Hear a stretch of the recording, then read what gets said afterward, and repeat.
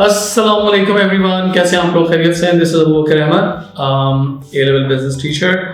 और आज एक बहुत ज़बरदस्त वीडियो, बहुत बहुत बहुत इम्पॉर्टेंट स्पेशली जो A2 स्टूडेंट्स हैं जो अभी मेजर में A2 के एग्ज़ाम देने जा रहे हैं। May 9th को पहला पेपर है P3 और फिर May 11th को सेकेंड पेपर है P4।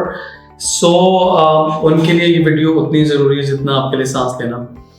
So I'm not exaggerating. The reason behind is because massive changes हैं और unfortunately वही प्रॉब्लम है कि बच्चे most of the time school के अंदर attentive नहीं होते और जो प्रोफेशनल टीचर्स पढ़ा रहे होते हैं उनको सुन नहीं रहे होते और नॉन प्रोफेशनल टीचर्स को इन चेंजेस का आइडिया नहीं होता and they are not able to guide teach students properly. तो प्लीज़ अगर आप A2 का एग्ज़ाम देखने वाले हैं तो ये वीडियो मिस नहीं करना आपने, आखिर तक देखनी है, थोड़ी लंबी है। The reason behind is कि I'm supposed to explain everything in detail ताकि आपको एग्जामिनेशन के अंदर मैक्सिमम सपोर्ट मिल सके। ओके, सबसे पहले हम बात कर लेते हैं सिलेबस चेंजेस के ऊपर। 2023 का जो कैम्ब्रिज सिलेबस है that has massive changes around again.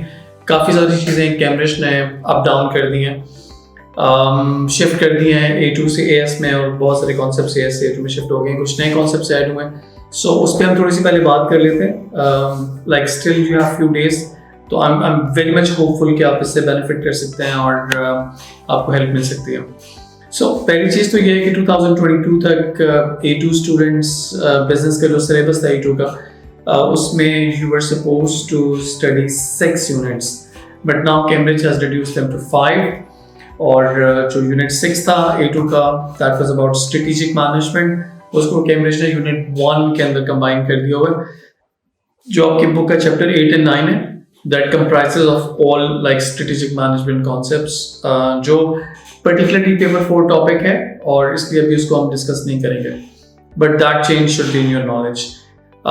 उसके अलावा like हर यूनिट के अंदर कुछ चेंजेस हैं। यूनिट 2 के अंदर लीडरशिप का टॉपिक एग्जामिनर ने चेंज किया है और पहले लीडरशिप AS में था, अब एग्जामिनर ने उसको उठा के A2 में शिफ्ट कर दिया हुआ है। और उसके अलावा लीडरशिप अप्रोचेस के नाम से एक सब टॉपिक है वो इसमें ऐड हुआ है।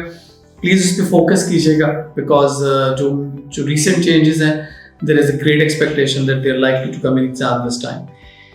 उसके बाद फिर यूनिट 3 है, उसमें कोई चेंज ऐसा नहीं है, कोई मेजर चेंज नहीं है सिवाय इसके कि PED अगेन जो पहले यूनिट AS बिजनेस मार्केटिंग में था और अब एग्जामिनर ने उसको क्लब कर दिया हुआ है, जो इलास्टिसिटीज वाला टॉपिक A2 में था उसके साथ। यूनिट 4 में कुछ चेंजेस हैं, you should be very much informed about them. एक तो जो कैपेसिटी यूटिलाइजेशन का टॉपिक है it's no more in A2, वो AS में शिफ्ट हो गया हुआ है। और उसके अलावा economies of scale and location decision, ये AS के टॉपिक्स थे but now they have been shifted to A2। और उसके अलावा छोटे मोटे चेंजेस हैं, जैसे जो आपका लीन प्रोडक्शन का टॉपिक है उसमें माइनर चेंजेस हैं, तो प्लीज़ उसको ज़रा देख लीजिएगा केयरफुली। और फिर जो आपका यूनिट 5 है उसमें कुछ चेंजेस हैं, जैसे फाइनल अकाउंट्स का टॉपिक अब यूनिट 5 में आ गया। यूनिट 4 जो AS में फाइनल अकाउंट्स के कुछ पार्शियल टॉपिक्स थे वो एग्जामिनर ने ख़त्म कर दिए हुए हैं। और उसके अलावा इन्वेस्टमेंट अप्रेजल और रेशोज और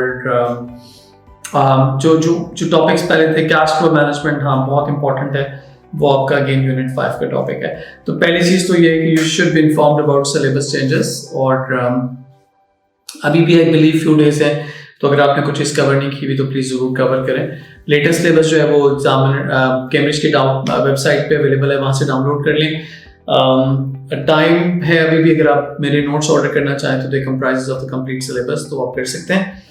अच्छा, उसके बाद जी हम आ जाते हैं पेपर 3 के ऊपर। लेट मी टेल यू कि this year examiner is going to hold like Cambridge is going to hold 2 exams for business A2।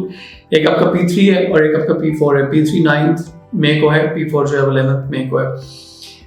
P3 separate हो गया, आई मीन जो स्ट्रेटेजिक मैनेजमेंट और स्ट्रेटेजिक चॉइस और इम्प्लीमेंटेशन के topics थे वो examiner ने P4 तक लिमिट कर दिए।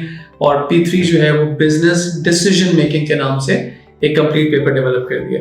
This paper will be of 60 marks and the time duration will be 1 hour 45 minutes. It's case study based exam, so आपको अलग से case study मिलेगी। You are required to go through the entire case study और मैं हमेशा recommend करता हूँ कि कम से कम 2 दफ़ा पढ़ें ताकि आपकी थॉरो अंडरस्टैंडिंग डेवलप हो केस स्टडी इन्फॉर्मेशन के बारे में, और उसके बाद फिर आपके क्वेश्चंस को रिस्पॉन्ड करने जो आपको अलग से गिवन होंगे। P3 के लिए आपको एक आंसर बुकलेट मिलेगी and you have to answer in that booklet, right. Loose sheets पे आप आंसर नहीं कर रहे होंगे, उसी बुकलेट पे आपके क्वेश्चंस भी होंगे, वो आप आंसर कर रहे होंगे। कुछ चेंजेस हैं, you have to understand them thoroughly ताकि आप बेटर रिस्पॉन्ड कर सकें। देखें 2022 तक एग्जामिनर जो है वो सिर्फ एक एनालिटिकल क्वेश्चन करता था, क्वेश्चन 1। अब आपके दो एनालिटिकल क्वेश्चंस हैं, क्वेश्चन 1 एंड 2। दोनों क्वेश्चंस 8 मार्क्स के। एक चीज बहुत इंपॉर्टेंट है और आप लोगों ने माइंड में रखना है, वो ये है कि जो पेपर 3 है वहाँ पे you don't have to focus a lot on knowledge. Like unfortunately some untrained, non-professional, non-qualified, non-certified teachers बच्चों को गाइड कर रहे होते हैं कि आप आंसर के बीच में डेफिनेशंस लिखें और हर कॉन्सेप्ट जो आप मेंशन कर रहे हैं उसको डिफाइन करें, but please you don't have to do it. That's something which is not required और even that gives a negative impression to the examiner, क्योंकि P3 एक काफी मैच्योर एग्जाम है और आपको काफी मैच्योर रिस्पॉन्सेज प्रोड्यूस करने हैं। सो नॉलेज पे बहुत ज्यादा फोकस आपका नहीं होने वाला। जो पॉइंट्स हैं वो आप relevant to the case study pick करेंगे, तो दैट मींस कि आपकी एप्लीकेशन स्किल्स वहाँ पे जज हो जाएंगी। क्वेश्चन 1 एंड 2 चूंकि एनालिटिकल ऐसे हैं, तो major marks of the question that is 4 out of 8 marks in each question 1 and question 2, those will go for analysis. 1 page given है आपको आंसर करने के लिए, क्वेश्चन 1 में भी और 2 में भी। सो हाफ अ पेज आप एक पॉइंट कवर करेंगे और हाफ अ पेज आप दूसरे पॉइंट के लिए कवर करेंगे। सो 2 पॉइंट आंसर स्ट्रेटजी अडॉप्ट करें। पेपर 3 में इंट्रोडक्शन बहुत ज़्यादा रिक्वायर्ड नहीं है, अगर आप देना चाहते हैं, अगर आप कंफर्टेबल हैं तो आप दे दें, but try to produce a very brief introduction, maximum 2-3 lines, और उसके बाद स्ट्रेट अवे अपने आंसर को अप्रोच करने की कोशिश करें। उसके बाद जो आपका क्वेश्चन 3 एंड 4 है, इन दोनों क्वेश्चंस के अंदर 2 पार्ट्स होंगे, part A and part B. Part A जो है वो न्यूमेरिकल कॉन्सेप्ट को कवर करेगा, कैलकुलेशंस रिक्वायर्ड होंगी। सो जितने भी कैलकुलेशन बेस्ड कॉन्सेप्ट्स आपने A2 में पढ़े, प्लीज़ उनको रिवाइज करें, उस पर वर्कशीट्स अटैम्प्ट करें। जो मेरे स्टूडेंट्स हैं उनके पास टॉपिकल पास पेपर्स वर्कशीट्स मैंने प्रोवाइड की हुई है, तो प्लीज़ एक फॉर प्रैक्टिस कर लें ताकि आप कॉन्फिडेंट फील करें एग्जाम वाले दिन और आपको कैलकुलेशंस में मस्ताना, because calculations give you solid marks. So question 3 and 4 दोनों के पार्ट ए में आपको कैलकुलेशंस रिक्वायर्ड है, और पार्ट बी जो है it's going to be 12 mark evaluative ऐसे। गुड न्यूज़ ये है कि एग्जामिनर ने 14 और 16 मार्क के इवैल्यूएटिव एसेस जो है वो पेपर 3 से ख़त्म कर दिए, तो अब जो मैक्सिमम आपको इवैल्यूएटिव ऐसे आने वाला है वो 12 मार्क का है। सो पेपर 3 एंड 4 में पेपर 3 के अंदर जो क्वेश्चन 3 एंड 4 है उसका बी पार्ट जो है वो 12 मार्क इवैल्यूएटिव ऐसे होने वाला है। 2 मार्क स्ट्रेटेजी अडॉप्ट करेंगे, प्लीज़ 2 मार्क्स 2 पॉइंट से ज़्यादा आपको नहीं लिखना, रेलेवेंट पॉइंट लिखेंगे। और लाइक अगेन इंट्रोडक्शन अगर आप देना चाह रहे हैं तो बहुत brief straight away, like 2 lines का 3 लाइंस का इंट्रोडक्शन दें, कॉन्सेप्ट को डिफाइन करें। नहीं भी देते इट्स ओके, बिकॉज एग्जामिनर की रिक्वायरमेंट नहीं है, there is no specific marks allocated for definition, तो आप राइट अवे अपना आंसर भी स्टार्ट कर सकते हैं। बट कीप इन माइंड के इवैल्यूएशन के मार्क्स बहुत ज़्यादा हैं पेपर 3 एंड 4 के अंदर, तो आप लोगों की कोशिश होनी चाहिए कि आप 2 तरह से कॉन्सेप्ट्स को इवैल्यूएट करें।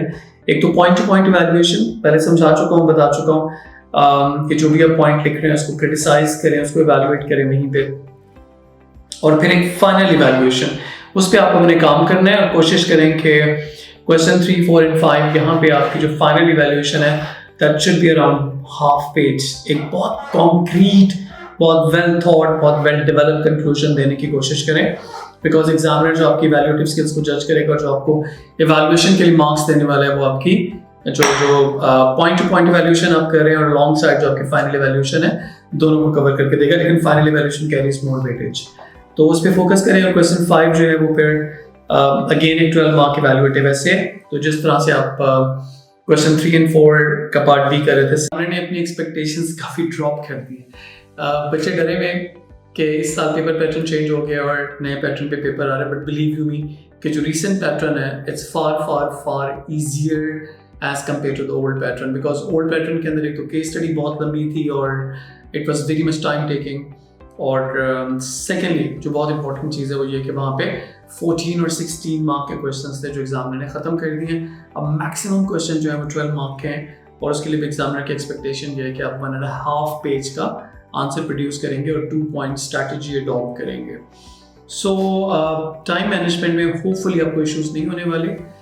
स्टिल आई वुड अप्रिशिएट कि आप 15 to 20 मिनट्स का जो टाइम है वो एलोकेट करें for reading and understanding the case study, और उसके बाद फिर आप अपने टाइम को प्रॉपर्ली मैनेज करें। अगर आप 20 मिनट्स निकाल देते हैं तो आपके पास टोटल 105 मिनट्स थे, तो आपके पास को 85 मिनट्स का टाइम होगा टू आंसर 60 मार्क क्वेश्चंस। तो ये काफ़ी कंफर्टेबल टाइम है।